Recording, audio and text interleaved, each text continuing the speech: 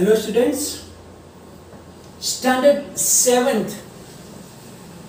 Today we are going to start a new chapter in mathematics, and that is from the geometry. Chapter number 5, lines and angles. In standard 6th, you learn about a point, then a line segment and a line. Also you learn about a ray. We know that a line segment is a part of a line, and therefore we can say that a line segment has two end points. It means we can measure a line segment because it is not going endlessly. It is a particular portion of a line, and therefore we can say that it has two end points also. Now, if a line segment is given and if you extend that both end points either side, means both sides, in either direction endlessly, endlessly means without ending, then we get a line. So if you extend the both end points of a line segment in either direction endlessly, we get a line. And it is clear that a line cannot have any end points because either side it is going endlessly. But if you extend a line segment only from a one end point, only in one direction, then we get a ray. It means that a ray is going endlessly only in one direction. So it has one end point. Because other side it's not going, it is starting from that point. It means that is an end point. So a ray has one end point. Now you are familiar with the line segments. In your house also you can find so many objects which represent a line segment. For example, a tube light,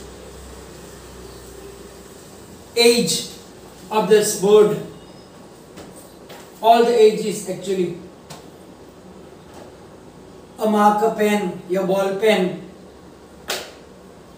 edges of the books or notebooks, they all represent a line segment because it's a limited part. Now if you imagine that your tube light or edges of this board is extended both the sides endlessly, then it represents a line. And if you imagine it is extending only in one direction, you can get a ray. All are made up of the points. Now here you can see that we try to explain you by the pictures.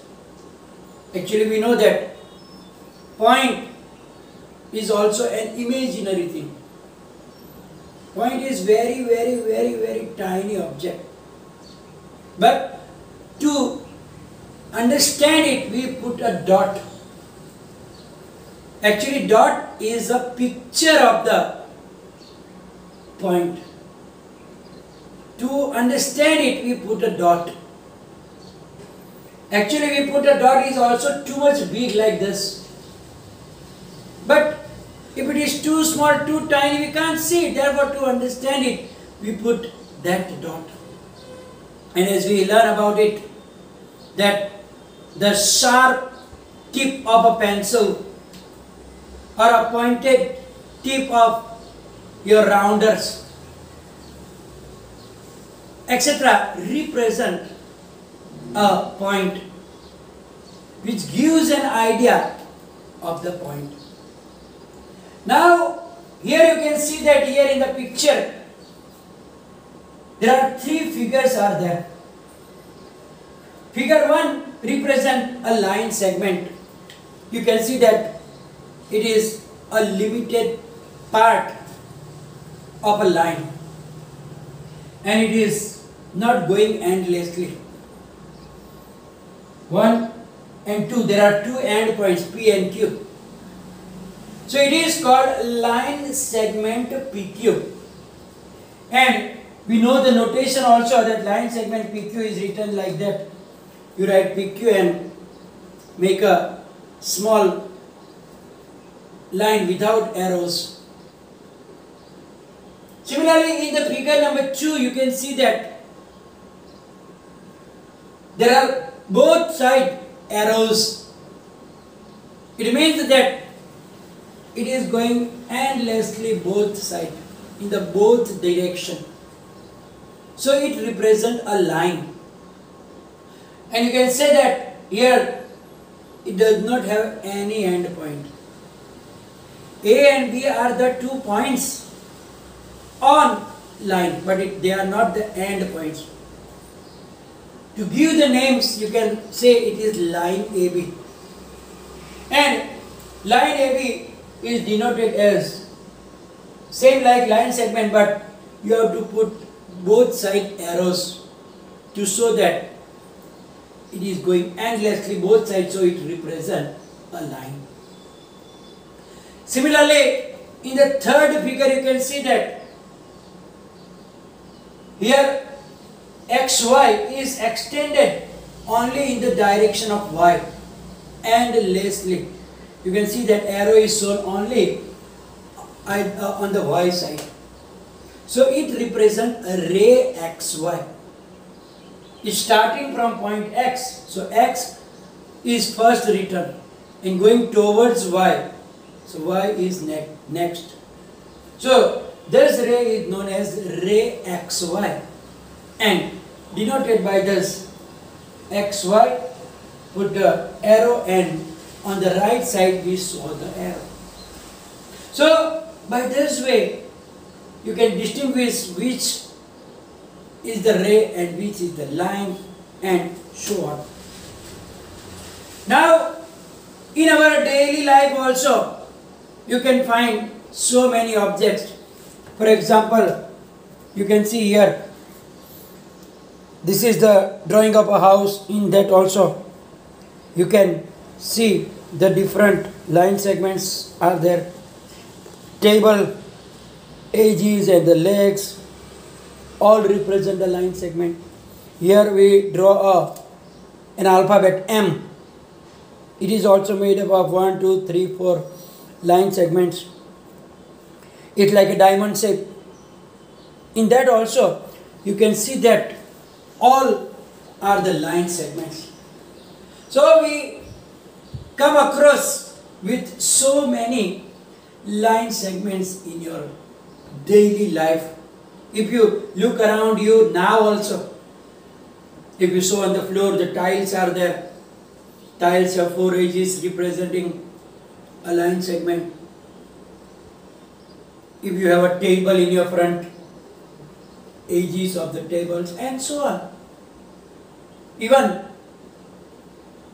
in the walls also where the corners are made, it shows like a line segment. So your edge of your television and so many things. Now we have to learn about the angles. Actually we have to recall the memory about the angles, because you know how the angles are formed. Generally, when two line segments or two lines meet each other or intersect each other, then the corners are made, and that corners represent angles. So whenever two line segments meet each other or two lines meet or intersect each other, then some corners are formed. Sorry. And these corners are representing the line segments, I mean the angles. Look here on the board also. Here this is a line segment, here another line segment, and here corner is made. That corner actually making an angle. Similarly, here on our book also. In book, this is a line segment, another edge. So where two edges meet, they are making the corner. What is that? It is an angle. When two walls are meeting each other, one wall, other wall, then you will see that there is also edges, and then you will find the angles. Similarly, in the tables and so many other things that I show you already, when two line segments are meeting each other or crossing, they form angles. Look at the pictures I draw.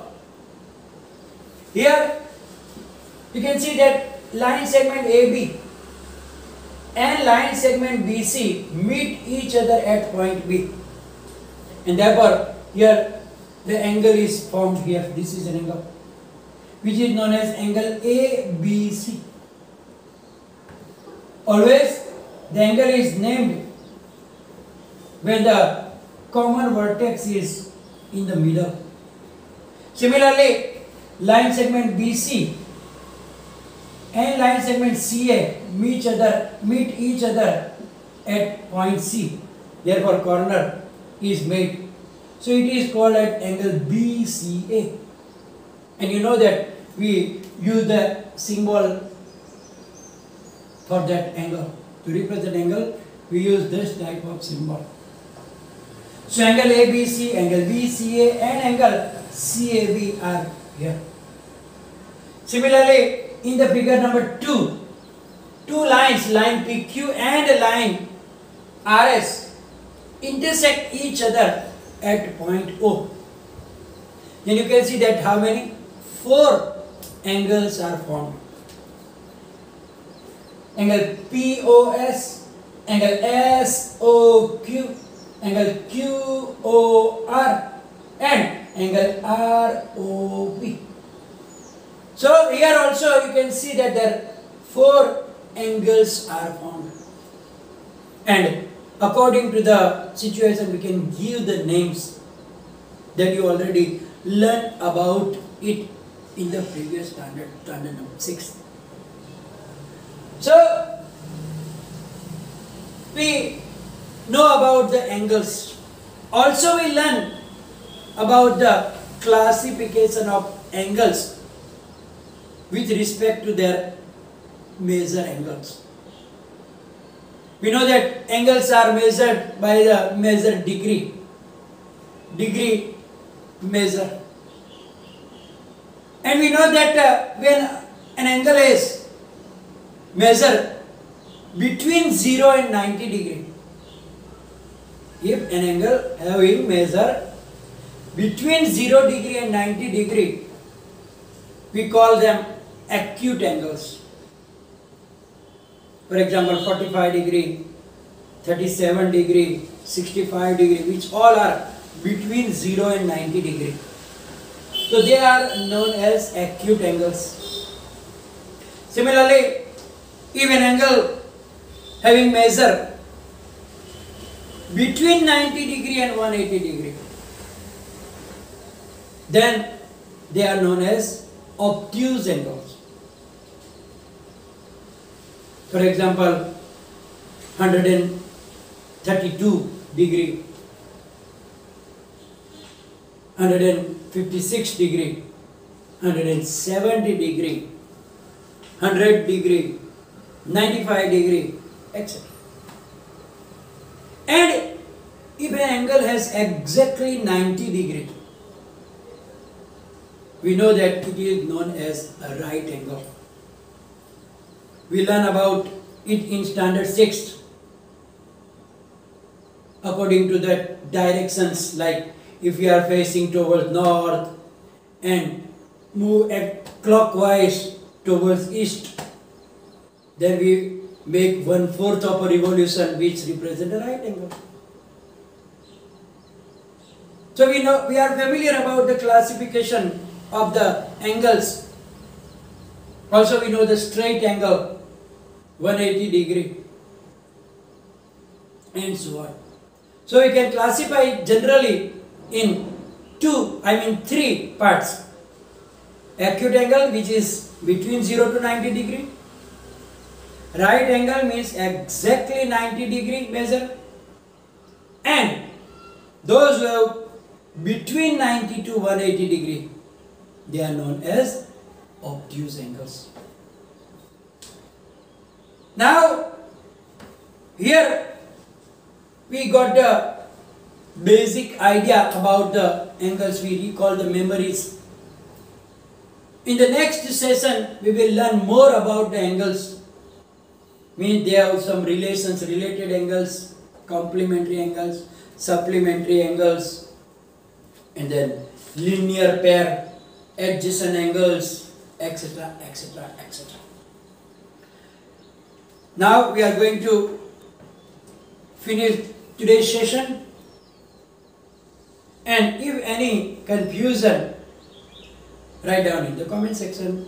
Thank you very much.